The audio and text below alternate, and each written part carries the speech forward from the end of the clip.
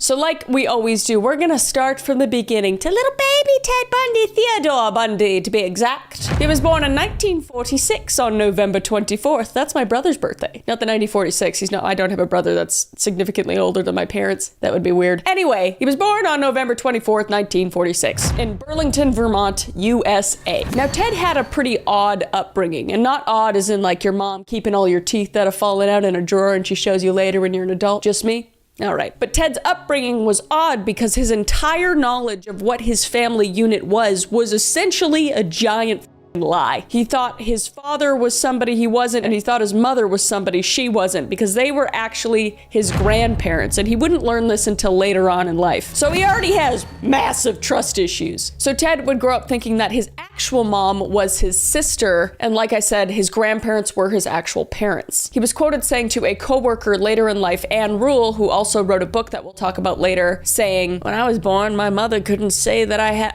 I don't know what he talks like. Actually, you know what? I'm gonna make him sound stupid. "When I was born, my mother couldn't say that I was her baby. I was born in a home for unwed mothers. And when she took me home, she and my grandparents decided to tell everyone that I was her brother and that they were my parents. So I grew up believing that she was my sister, that I was a late baby born to my grandparents." Yeah, that's a good voice. That's a good voice, because people think he's like attractive and whatnot, and he sounds attractive. I don't think so. Okay, well, I'm gonna make him sound as ugly as he is. Continue. So at 22 years old, Eleanor Louise Cowell gave birth to Theodore Robert Cowell, which is Ted Bundy, at the Elizabeth Lund maternity home for unwed mothers in Burlington, Vermont. And she would go on to do just what Bundy claimed to his friend Anne Rule. Her parents would pretend to be Ted's parents and make him believe that Eleanor was his sister instead of his mother. And Bundy would start displaying pretty disturbing behavior from an early age, which is pretty common for most serial killers, although he didn't have that like top 3, this is definitely a serial killer thing. He didn't light shit on fire, he didn't wet his bed, and he also didn't hurt animals that we know of. But he did, at the age of 3, approach his auntie while she was taking a nap and surrounded her completely inside of a circle of knives. Dude, what the if a 3-year-old did that to me, he would stay 3, if you know what I mean. I'm just kidding. Anyway, and she would wake up to him staring blankly and giggling at her. So she was just like, "Oh, what the oh, what the what, these knives around me?" And then you just hear in the background like, you know what I mean? Anyway, probably would have solved a lot of issues, but I digress. She would go on to say after Ted Bundy got caught to interviewers saying, "Not like other children. He looked and acted like them, but he was haunted by something else." How can a 3-year-old be haunted by something? Their biggest issue is finding a permanent marker to draw on the wall with, or in this case, find knives to put a satanic circle around you, but I don't know. Or, you know, he was haunted by the fact that he fantasized about cutting his peers' heads off and performing horrific acts on them after the fact, but that's just me. But Ted was actually known to be quiet, shy, and a stuttering kid, and people would say that he had a general superiority aura about him, thinking he was going to grow up to be somebody incredibly important. Classic psychotic narcissist, just thinking that you're better than everyone else, everyone's below you, and basically you don't care what anybody else thinks. That's exactly how Ted Bundy was. He had a superiority complex like no other. And when Ted became a teenager, he said he didn't really know how to maintain a proper relationship, and that he just fell out of place in school. But the people he grew up with said he was a medium fish in a small pond. So he was pretty well liked because he was able to put up that mask. He was able to be a chameleon amongst his peers. And this is what he does throughout his entire life, basically. He was basically mimicking people so he would fit in, or studying people or psychology in order to fit in as well and get his way. But the biggest reason why he was liked in school specifically was because he was pretty. He was, you know, a good looking guy in some people's eyes. I think he's a disgusting monster, but if you didn't know that he was a serial killer, I guess I get it. But he was pretty standard looking, you know, he kind of had a unibrow, which loser, I don't know. I'm not gonna make fun of it. If you have a unibrow, good on you. But Ted Bundy, you're a piece of shit. Anyway, in comes the pretty privilege though. So you have this guy that is narcissistic superiority, he's good looking, and he's very smart, well read, and he's able to talk to anybody in a room. So it's just like this politician, basically. But you could see all these factors just thrown in our serial killer stew. You know, we're mixing up the pot and it's not looking good. And this would also be around the time that Ted would fixate on something, which was snow skiing. And I hate that he loved snow skiing, because that's something I love, and the fact that he loves it just makes me want to. But it's okay. He's dead. What do we care? Anyway, but Pretty Boy Ted was also kind of a bad boy in high school, getting arrested twice for suspicion of burglary,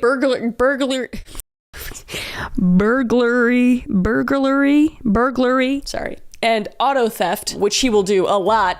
The auto theft specifically later in life. He was really good at stealing cars. And he used to steal ski equipment and also forge ski lift tickets as well, which is, you know, pretty mild. The Grand Theft Auto is pretty bad, but you know, who hasn't forged a ski lift ticket or two? Am I right?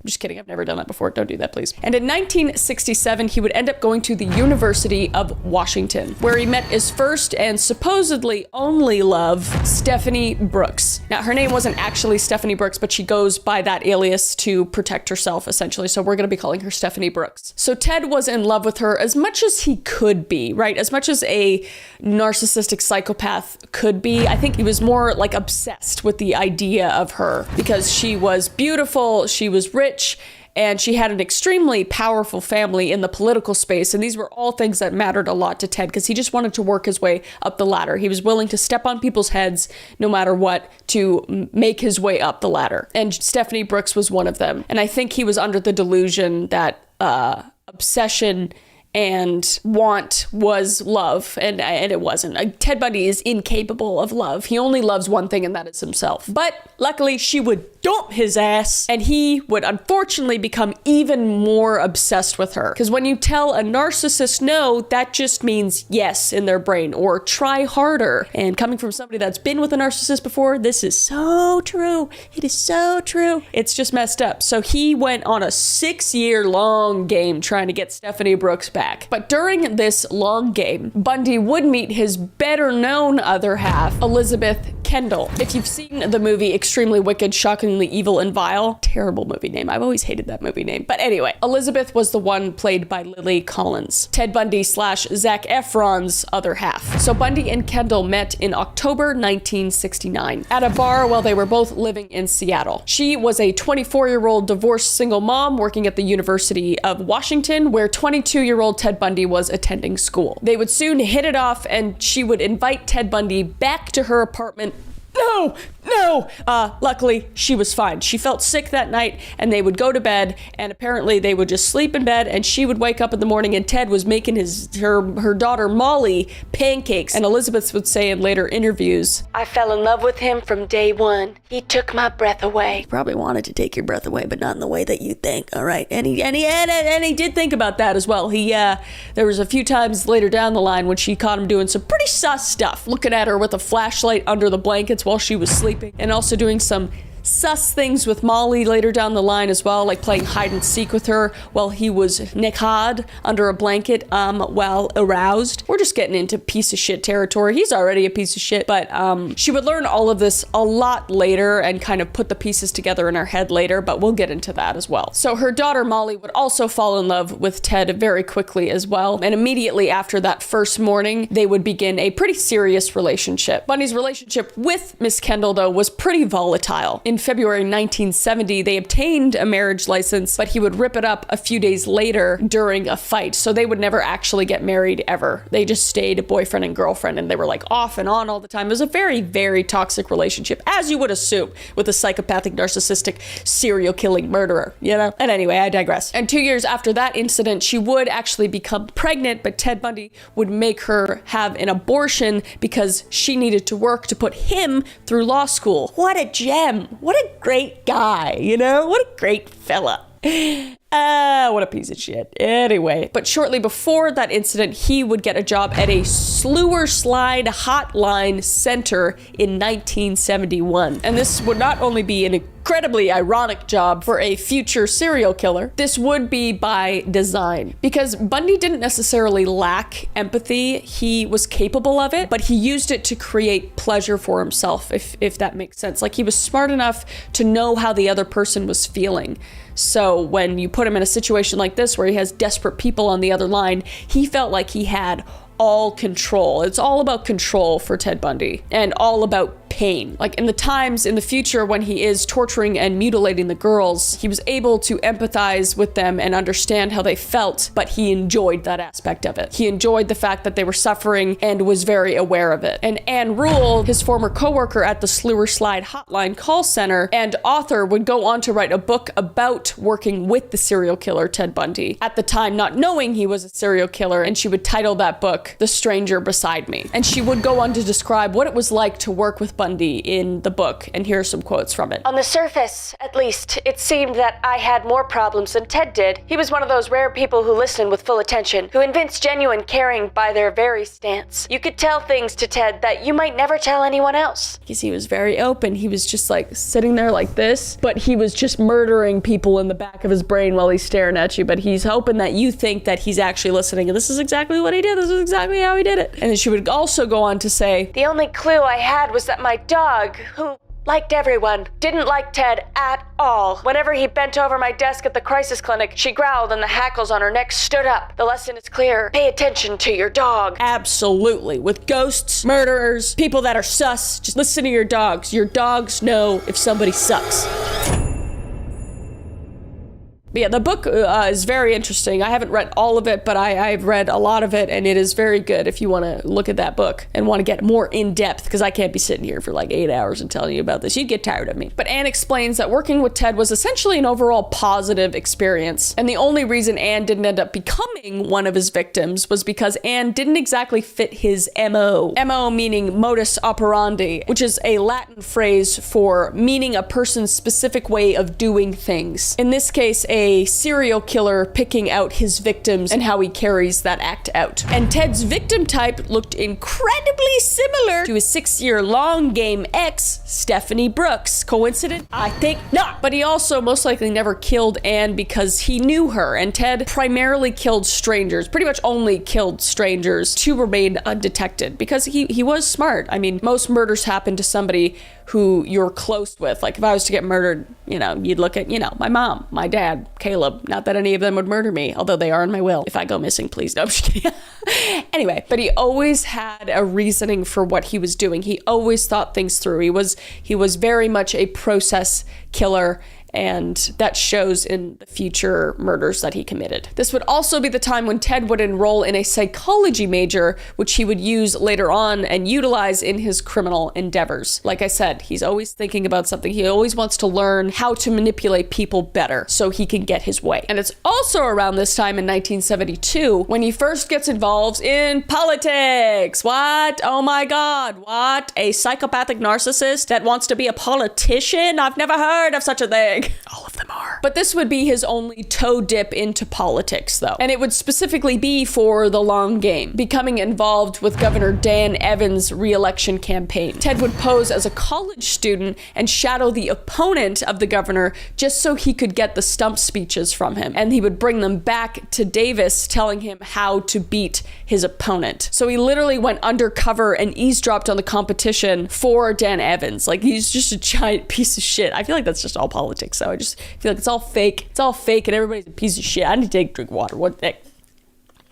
And Davis would go on to describe Bundy as smart, aggressive, and a believer in the system. He believed in that system, man, because it went in his favor. We'll get to that, but goddamn, yeah. And in 1973, the long game would pay off, and Ted would get back with his first sweetheart, Stephanie Brooks. Or he would finally convince her to get back with him, basically. And they would even get engaged soon after. And for those of you who are like, wait, what happened to Elizabeth Kendall? Where is she? She's here. They're still dating, and Kendall and Brooks know nothing about each other because Bundy is just a massive piece of shit. I don't know how this guy doesn't get tired. I mean, he's not killing women just yet, I guess, or that we know of. But yeah, so he's with both women at this time. But in classic narcissistic fashion, as soon as Stephanie agreed to get engaged to him, Bundy would soon after just cut off all contact with her. He was the first one to just ghost he just stopped talking to her completely, which is bonkers.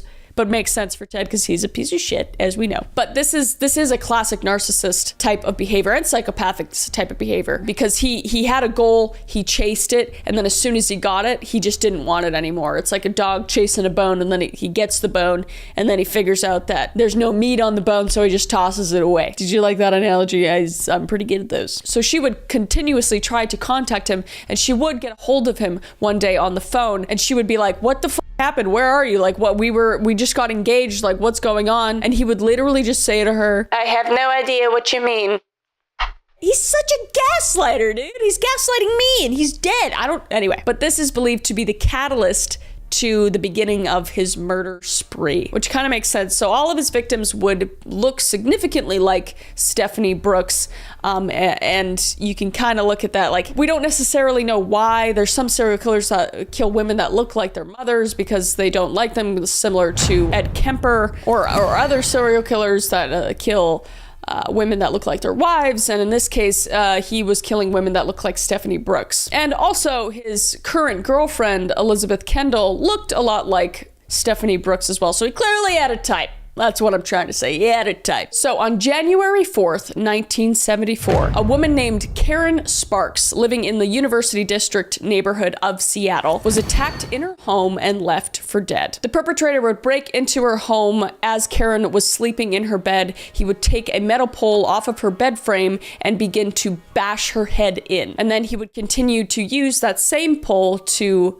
violate her and SA her very violently. He would go so far up that it would puncture her bladder. And after that event, Sparks would be found by her roommate after 20 hours after the ordeal, still breathing. She would suffer permanent brain damage, significant loss of hearing and vision, and obviously the internal injuries from the SA. But she would survive, and she would be assumed to be Ted Bundy's first victim. Karen would later relay to the police and the press that she saw Ted Bundy multiple times stalking her around campus. He was stalking his prey, if you will. So although it's not recognized under the gaze of the judicial system, it is widely believed that Karen was obviously his first victim. Especially, you're going to hear what happened to all the other victims, and it's so incredibly obvious that it was Ted Bundy that did this. And this would make sense as his first victim too, because it was somewhat sloppy in the fact that she was still alive by the end of the assault. And it would happen in the exact same spot as the other murders would happen, and also in the same time frame. Everything just kind of adds up together. But the first official murder victim of Ted Bundy would be soon after his first attack in 1974, only a month after Karen's attack. 21-year-old Linda Ann Healy was a popular student at the University of Washington, the same school that Ted Bundy went to. What? And she was also a weather and ski reporter at a local radio station as well. It's very possible that Ted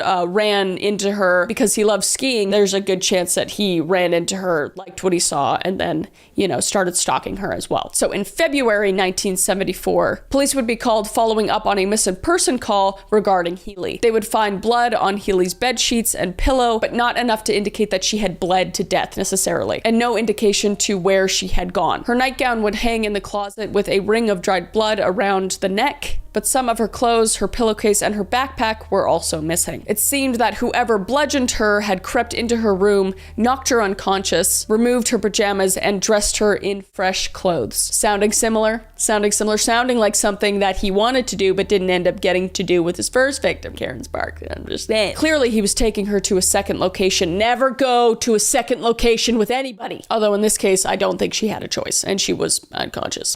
But 3 days after her abduction, a male voice called 911. Listen, and listen carefully.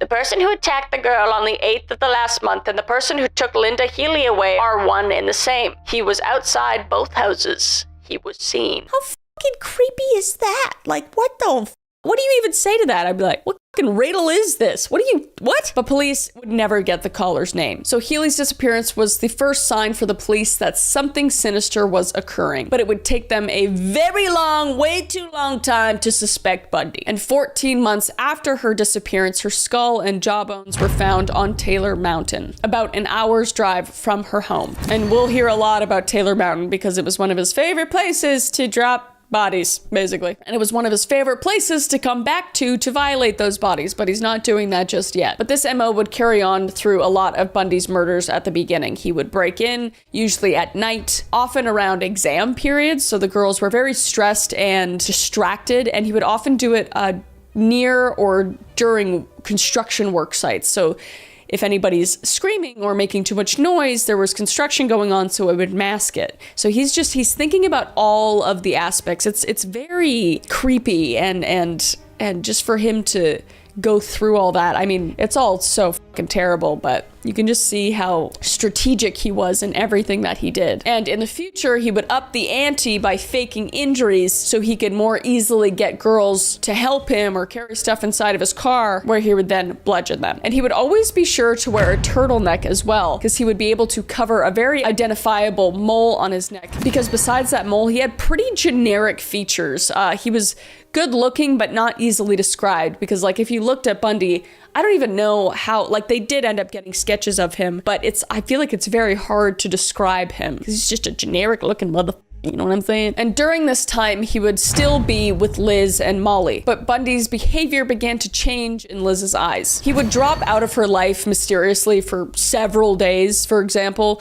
leaving her to worry that she had done something wrong. Then he would return like nothing happened. Just a classic gaslighter, dude. And anytime she asked like, where were you? He was just like, he would just put the blame on her. Like, what, you don't trust me? What? Just because I went on a little road trip for like 7 days and I was just like out in the forest, just like, you know, having relations with a dead body, so that's a problem for you? You're crazy.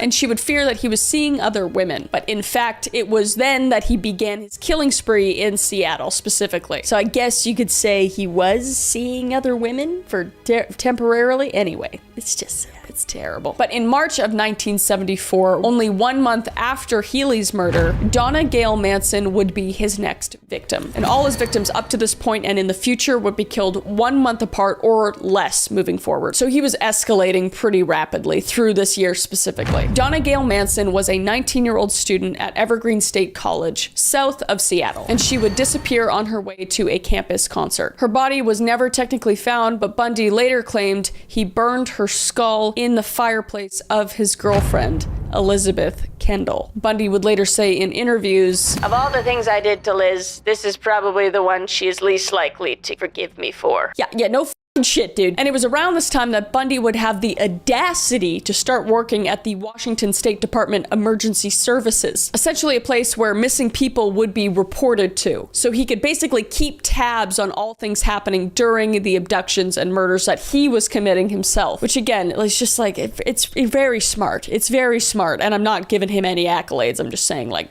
he really knows where to place himself and who to know. But it was around this time also that he would start to be described and reported by multiple people. So he would hear if someone was describing a man in a turtleneck or a man with crutches was last seen with this missing woman, and just adjust accordingly. And he would even start introducing himself as an officer to young women, calling himself Officer Ted Roseland. That is so fucking cringe. This is what I don't understand. He's so smart and everything, and then he uses his own first name, and I think it was just purely out of just him thinking that he was smarter and better than everyone. Like, he's like, I can use my first name and still not get caught. Like, it has to be that, because other than that, like, he's a smart guy. I don't understand why he would use his first name. Like, this guy, he was playing ultimate improv. I think he literally thinks that the world is just his play place and he could do whatever he wanted and test out whatever he wanted. He was so insanely creative and manipulative with his tactics, you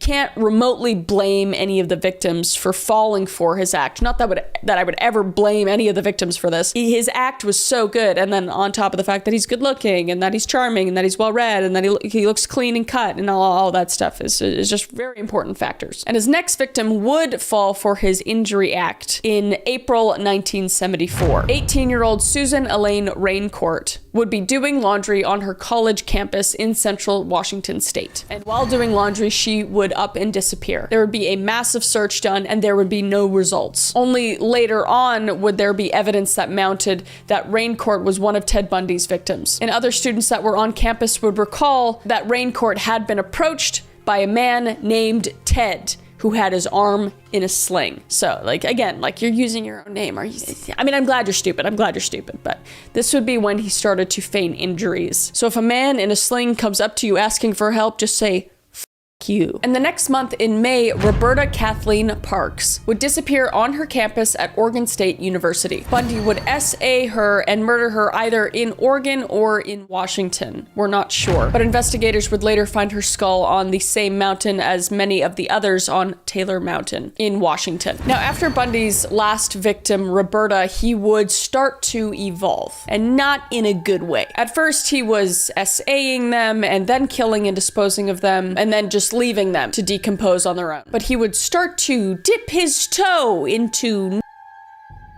just when you think it can't get any worse. And in June, Bundy would claim 2 more victims, only 10 days apart this time. On June 1st, 1974, he would abduct 22-year-old Brenda Ball in the town of Burien, Seattle, pretending to be handicapped and asking for help. Witnesses would say that they saw her with a man that was also wearing a sling before she disappeared. Her skull would also be found eventually with all the others on Taylor Mountain in Washington as well. And on June 11th, 1974, so this is only 10 days later, 18-year-old Georgianne Hawkins vanished outside the University of Washington, with witnesses saying they last saw her with a man that was fitted with crutches and struggling with a briefcase outside of a brown VW Bug. Jordan would be knocked unconscious and then to death. And this would be his first reported victim of...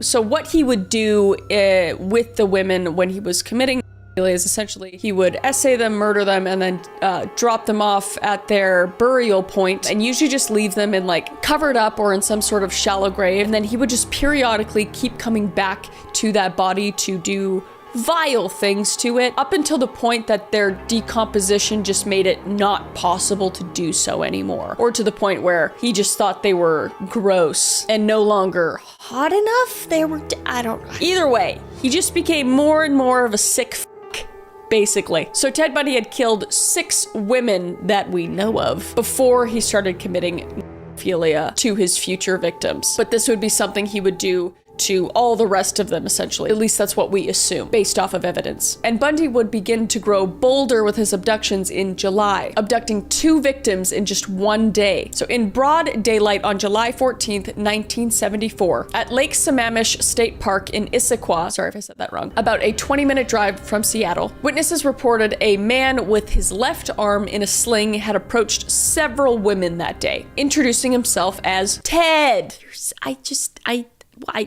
Anyway, and asked for help rigging his sailboat to his car. One woman initially would oblige, but grew hesitant as she approached his brown Volkswagen Beetle with no sailboat in sight. Red flags. Red flags. Luckily, this girl saw the red flags after Ted would say to her, "Oh, I forgot to tell you, it's at my folks' house, just to jump up the hill," he said in a British accent. So now he's masking his accent with a British accent, which again is just another layer to this, because if they're looking for a British guy, they're like, oh, it can't be Ted Bundy, right? But she saw right through that bullshit and she fucking booked it, dude. After he motioned to the passenger door to get in, she did. She just fucking bolted. But a little while later, she saw another woman walking beside Ted towards the parking lot where his car and sailboat was, and they were deep in conversation. This woman was Janice Ann Ott, and she would be abducted that day, unfortunately. And 4 hours later, Denise Marie Nasland would endure the same fate. And their bodies would be found months later, but their killer was unknown at the time. But years later, Bundy told investigators that Ott was still alive when he kidnapped Nasland. He claimed that one was forced to watch the other get murdered before she was, which is just so f***ed up and terrible. It would just be so horrifying. I just feel bad for all of these women, and like they just didn't know.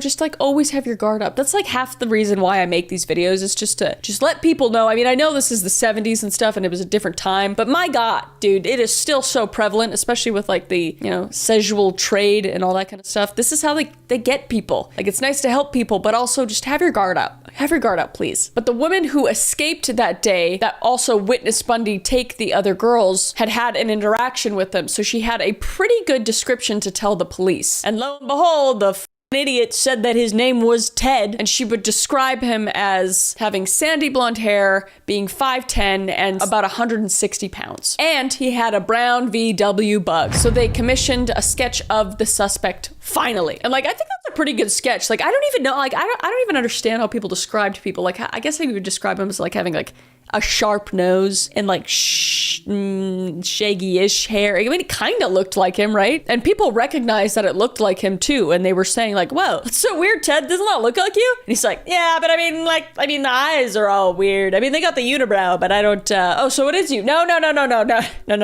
I'm much better looking than that. Like, I don't know. He's a pretty looking guy. It is me. It's me. But the police had no idea how close they were to actually catching Ted Bundy at this time, because he worked on Seattle's Slewer Slide hotline, and the Seattle Police Department even nominated him to be the director of the Seattle Crime Prevention Advisory Committee at the time. He was just sitting right there, but the police like couldn't put two and two together, because that's just police in the 60s and 70s and 80s, because they can't do their job.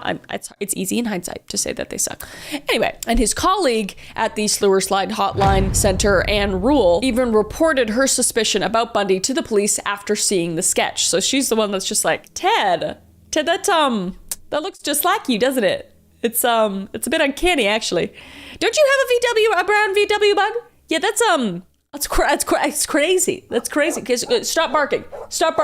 Nala, stop barking. I don't know why she does that. It's really, come get this guy. He's a murderer. And they're just like, he's good looking. Like, he can't have done it. Like, that's literally why the cops didn't do anything. Is because he was a clean-cut, well-educated guy. They were just like, he couldn't have done it. You know, that's crazy talk. That's crazy. And you're a woman, so nothing correct comes out of your mouth. All right? This is the 70s. You just were able to vote like 20 years ago. Yeah, you need to shut the fuck up. All right? Know your place. And even his devoted girlfriend at the time, Liz Kendall, contacted the police on 3 occasions to suggest that they might be looking for her boyfriend. But she was rebuffed each time. So she was made to feel like she was the idiot for even thinking that. So she would eventually just think that she was the idiot for thinking that and stay with him. And convinced that she wasn't being taken seriously because she was a woman, classic, she asked her father to talk to the police instead, but he refused, warning her that it would ruin Bundy's career and reputation if she was wrong, which she wasn't. But she would say about her father that he so liked Ted, as we all did, she says.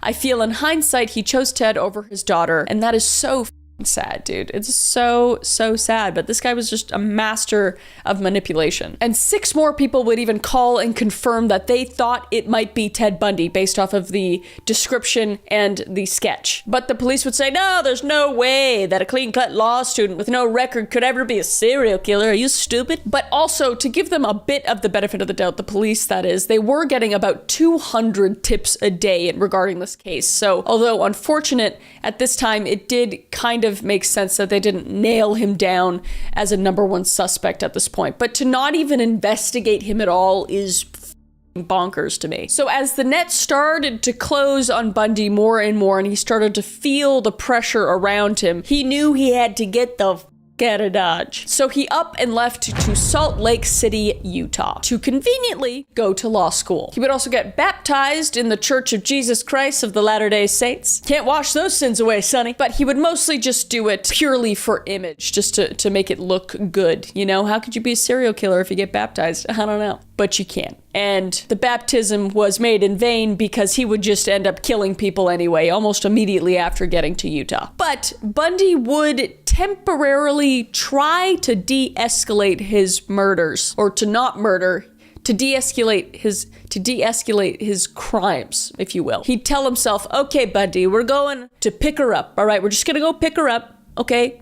And just, rape her, and then we're just gonna drop her off. All right, buddy, you got this. You're a smart guy. You have control over your impulses. You're not gonna murder her. All right, and then he would just end up and killing them anyway. So good try though. And those first few women being Nancy Wilcox, who was abducted in October 1974, and Melissa Ann Smith and Laura Ann Amy, and they'd all be found in the mountains in Utah soon after, having been defiled after death multiple times up until the point of unrecognizable decomposition. But there would be another survivor though, and her name was Rhonda Stapley. She would be waiting for the bus when Bundy would offer her a ride in his brown VW Bug. He would then take her to Cottonwood Canyon, where he would SA her and her multiple times over and over. But the reason she was able to escape was because Bundy looked away from her for only a few seconds and she would just absolutely bolt out of there. But unfortunately, she was afraid of being blamed and ridiculed for the event, so she would keep this from her family, her friends, and obviously the media and police for over 40 years until she finally revealed it and appeared on multiple media interviews recounting the incident. The last thing that I remember was coming to after being unconscious. He had moved several feet away and had turned his back on me, and I was able to run.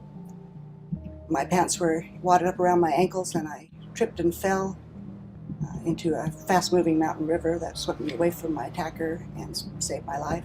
So while this is all happening, Liz Kendall is just sitting at home with Molly, fully oblivious to what's going on in Utah. But they're still together. Ted and Liz are technically still together. She did have her suspicions, though, at the time, because Bundy's behaviors were getting increasingly more and more strange, if you will. Particularly noting his late-night absences and strange items found that he could not explain, such as medical supplies and women's clothing that did not belong to her. Pretty sus. But despite these doubts, she did not connect him to the murders until much later. And I feel like that was mostly because there were people in her ear just saying that he couldn't have done this because he is who he is. He's successful with his law school and politics, and he's clean cut, and he's well educated, and he's good looking, and he could never be capable of doing that. So she was just kind of brainwashed through this whole process up until the trials, really, but we'll get into that. But November 8th, 1974 would prove to be crucial for the eventual capture and conviction of Bundy. First posing as a police officer named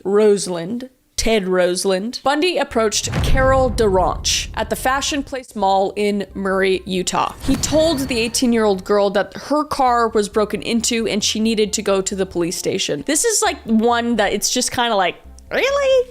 You didn't question that at all? I mean, she was probably just so nice and just trusted everyone. But he literally told her, a stranger, that, hey, I think your car was broken into. I need to take you to the police station.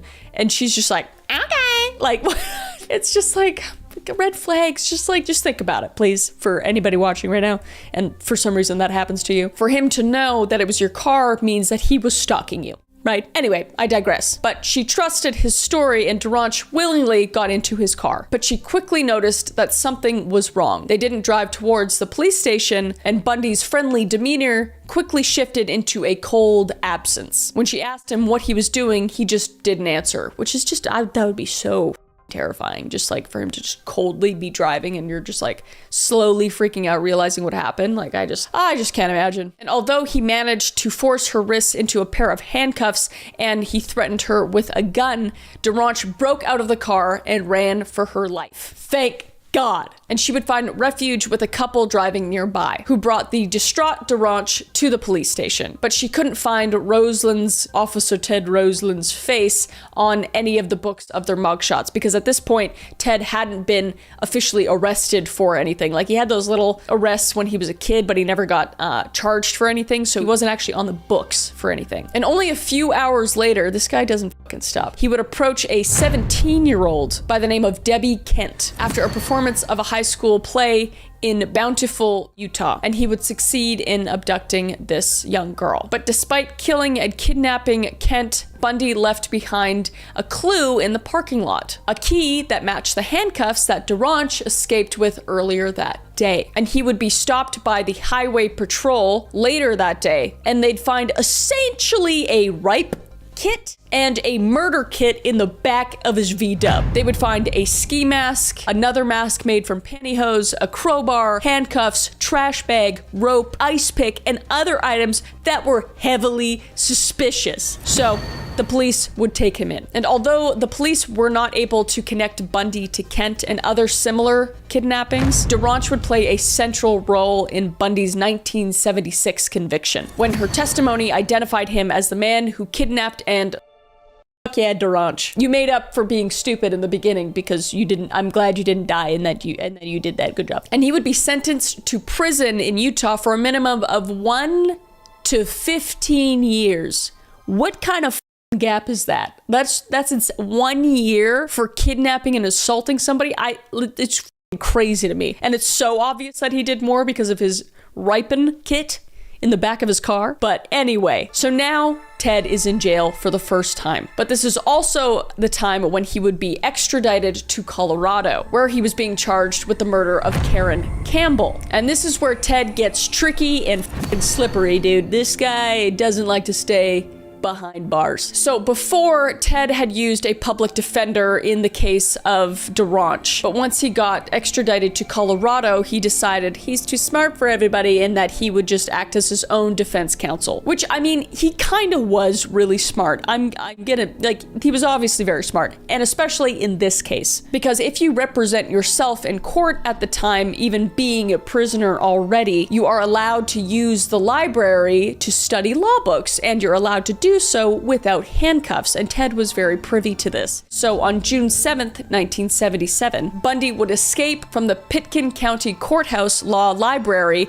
by jumping from the second-story window while on recess during the preliminary hearing. He would twist his ankle, ironically, because he always acted like he was injured, and then he actually twisted his ankle, so f*** you, Ted Bundy. And then he would get up and just run into the forests of Colorado, evading police. Bundy jumped out of this second-story window at the front of the Pitkin County Courthouse this morning. He was scheduled for a court appearance and apparently had been locked into the law library by sheriff's deputies. Witnesses say he left in a hurry, however, nobody saw him open the window, and he escaped clean in an unknown direction. And he would be out there for 6 days, breaking into cabins and stealing food and water. He would also steal a car, because he loved stealing cars. And he would try to make his way out of Colorado, but he would be a dumbass and be driving erratically and be pulled over and then recaptured again only 6 days later after his escape. And what's kind of funny and awesome is the fact that he was most likely going to get off for this murder charge that he was currently on trial for and that he escaped from, because all the evidence in that trial was completely circumstantial and DNA testing wasn't a thing yet, so they had nothing on him basically. So he was pretty much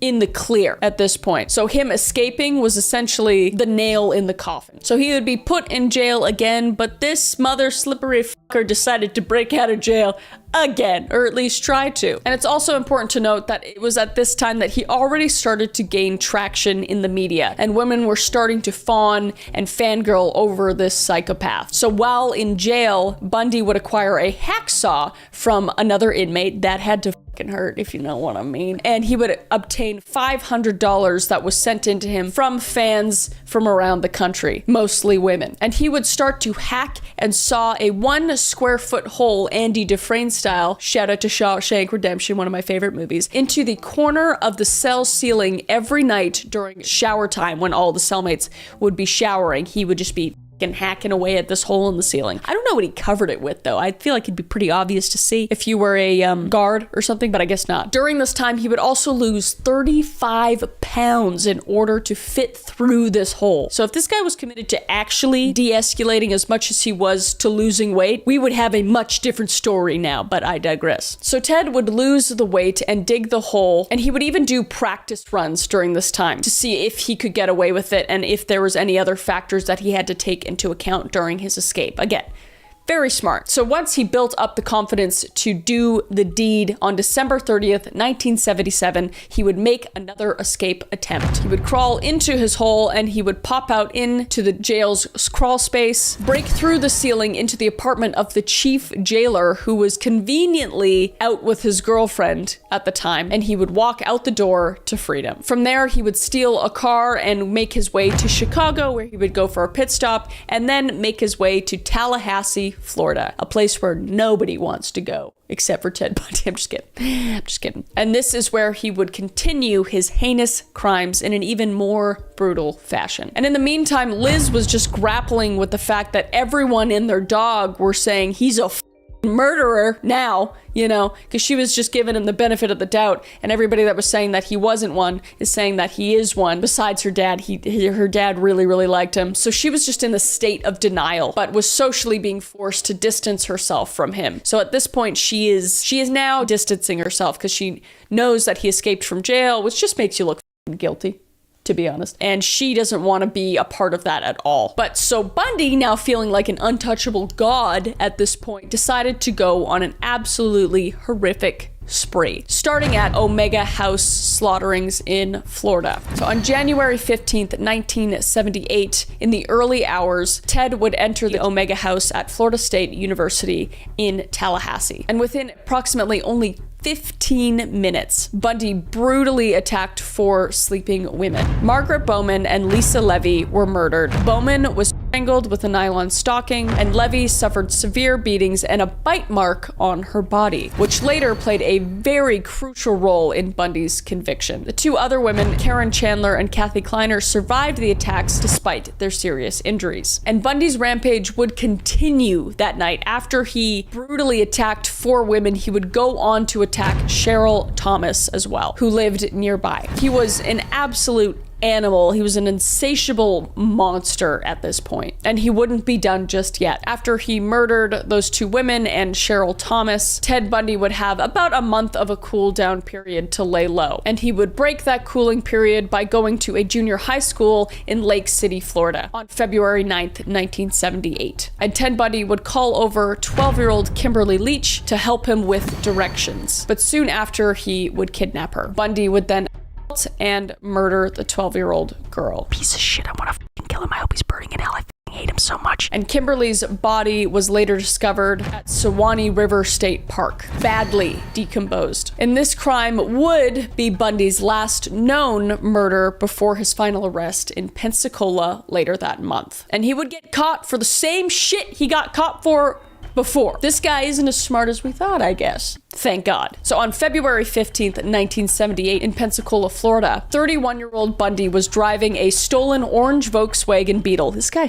loved Beetles, and I don't know why. He looks like a loser in them. I feel like only 16-year-old girls drive that kind of car. But anyway, he caught the attention of Pensacola police officer David Lee for having a stolen vehicle and for also driving erratically. So David would pull Bundy over, and when challenged, Bundy initially provided a stolen identification, but he was recognized by the officer during the arrest process, so Bundy would then attempt to run, but very quickly be subdued and arrested. Go David Lee. And shortly after being arrested for the 3rd and final time, Bundy would be charged for the Omega murders due to the forensic evidence being found, which was a dental impression of Ted's that matched the bite marks inflicted upon Lisa Levy, and due to the witnesses placing him in that area at the time of the murders as well. So everything's coming together finally. Everything's coming together. The pod is full, and now we're just dumping that shit over. So now at this point, Liz is pretty much completely cutting off Ted Bundy. She has distanced herself from him, and he doesn't really care. I mean, he doesn't really care about anything, but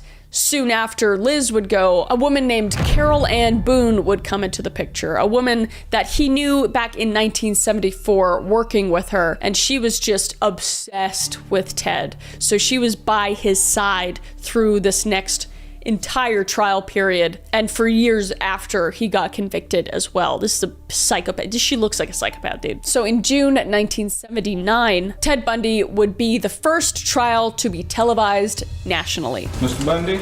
Yes, sir. The court wants to talk to you, man. Come up to the bar here.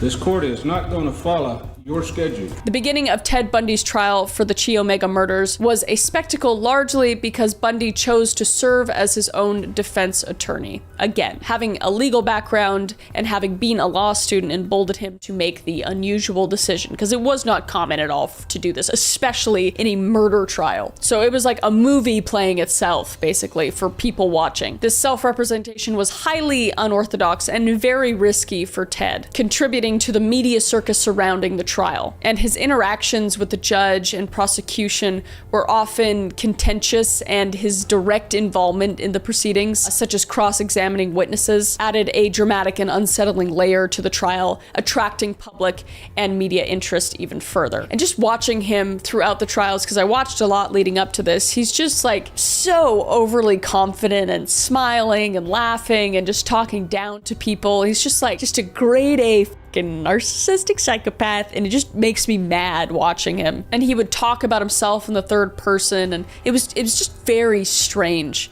But also I could see why people were so intrigued by this trial. I mean, I know I would have been like watching it. I wouldn't have been one of his fans or anything, but I think it was extremely interesting to watch at the time. And during the middle stage of Ted Bundy's trial, the prosecution's presentation of the forensic evidence was pivotal. One of the most significant pieces of the evidence was the bite mark analysis. Experts testified that the bite marks found on Lisa Levy's body was conclusively matched Bundy's teeth. And he had some fucked up teeth, dude. It's like so obvious, and the way he tried to like talk his way out of it was like almost embarrassing. When you were arrested on February 15th, 1978 in Pensacola, did you have a chip in your right front tooth?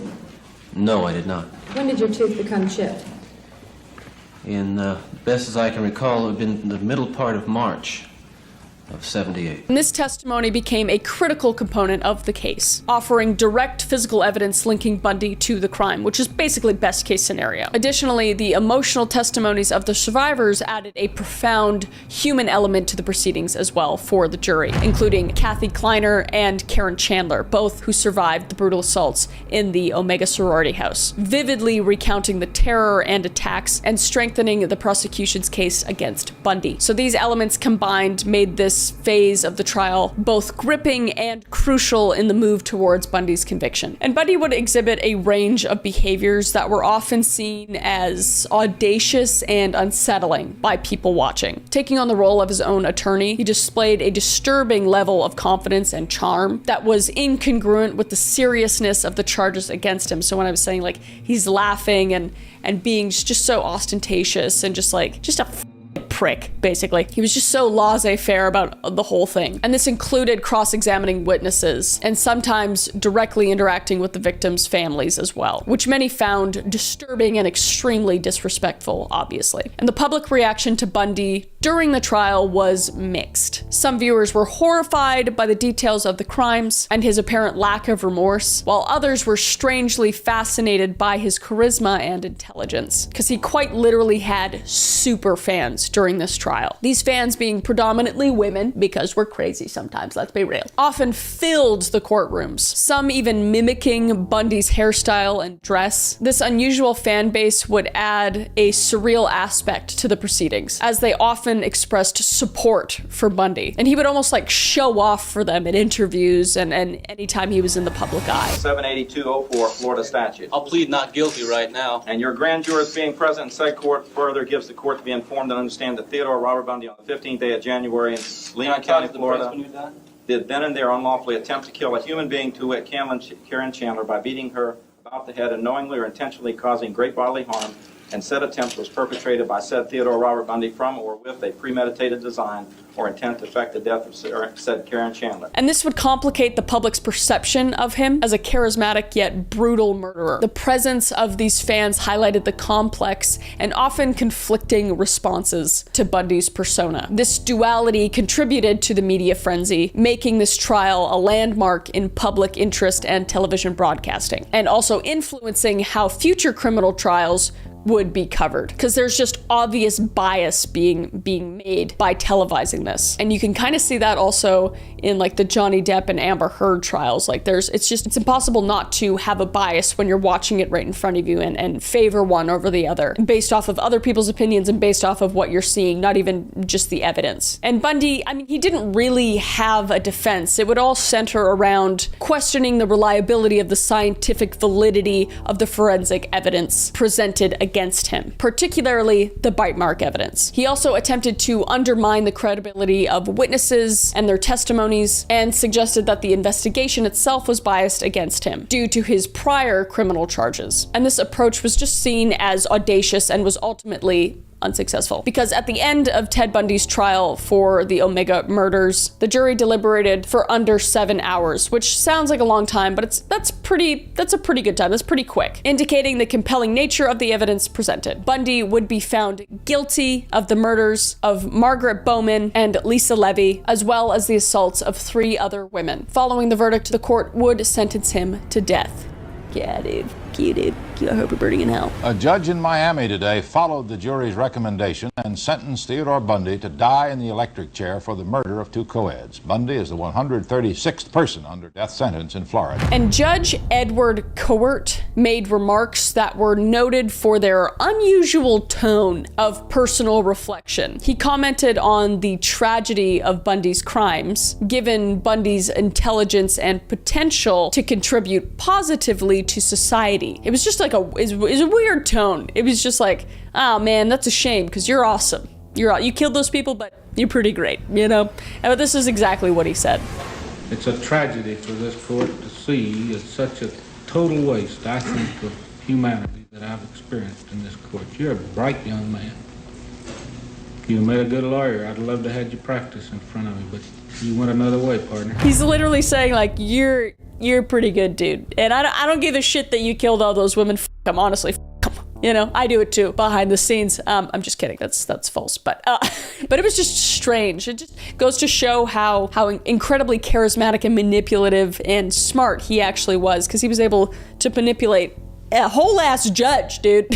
This guy murdered multiple women and got a guilty verdict for it. And this guy's just saying, you're all right. But after his sentencing of the Omega murders, he would be put on trial again for the murder of 12-year-old Kimberly Leach. In 1980, Bundy was tried for the kidnapping and murder of Kimberly. And the trial would be particularly emotional due to the young age of the victim and to the brutal nature of the crime. And Bundy was found guilty again and received another death sentence. Double homicide. Shit, man. It's not looking good for you. And Ted Bundy, being the tenacious narcissistic psychopath that he was, continuously filed for appeals, challenging everything from forensic evidence used in trials to the competency of the jury. But all his appeals were ultimately denied, bitch. And during Ted Bundy's trial in Florida, after he was sentenced, his romantic life included a significant relationship with whom I mentioned before, Carol Ann Boone. And Boone believed in Bundy's innocence and moved to Florida to be closer to him during his trials. And in a dramatic turn, during his 1980 trial for the murder of Kimberly Leach, the 12-year-old girl, Bundy would propose to Boone in the courtroom while she was testifying on his behalf. What a giant piece of smelly goddamn shit, dude. And the proposal was legally recognized under Florida law, which stated that marriage declaration in court in front of a judge constituted a legal marriage. So this guy like found a loophole and just devalued the whole trial of Kimberly. It's just disgusting. And Boone would become pregnant and gave birth to a daughter soon after as well. I guess he got conjugal visits, I don't know. And her name would be Rose. And this would be in 1982, and she would claim that it was Bundy's. However, the relationship did become strained, especially after Bundy began making confessions to his crimes. And Boone would eventually move away, ending all contact with him. In the final years of this piece of shit's life on death row, Ted Bundy, like I said, would begin confessing to numerous murders, some of which remained unresolved. And these confessions started around 1986 and continued up until his execution in 1989. Bundy detailed specific actions and methods he used in the crimes, providing information that only the murderer would know. His aim in doing this was just to manipulate the system, potentially extending his life by offering these confessions in exchange for delays in his execution schedule. So he'd be able to control the narrative around the crimes up to the end. But alas, Ted Bundy would be executed on January 24th, 1989 at Florida State Prison in Stark, Florida. On that day, he was put to death in the electric chair known as Old Sparky. I feel like every electric chair everywhere is named Old Sparky. I've been to 2 prisons, not me. I visited like prisons that have been out of commission. Anyway, their electric chairs were named Oldsburg. Anyway, he would be put to death at 7:16 a.m. local time. Bundy's execution followed a decade of trials, appeals, confessions, and numerous murders. And his final words were reportedly directed to his lawyer and close friends, expressing his love and appreciation. Go f*** yourself. His last words were, "I'd like to give my love to my family and friends." Whatever, dude. Burn in hell, I don't give a shit. And Bundy's death would mark the end of a long and tumultuous legal saga and brought closure to many families and victims. And crowds outside the prison cheered upon hearing the news of his execution, which is metal as... Ted Bundy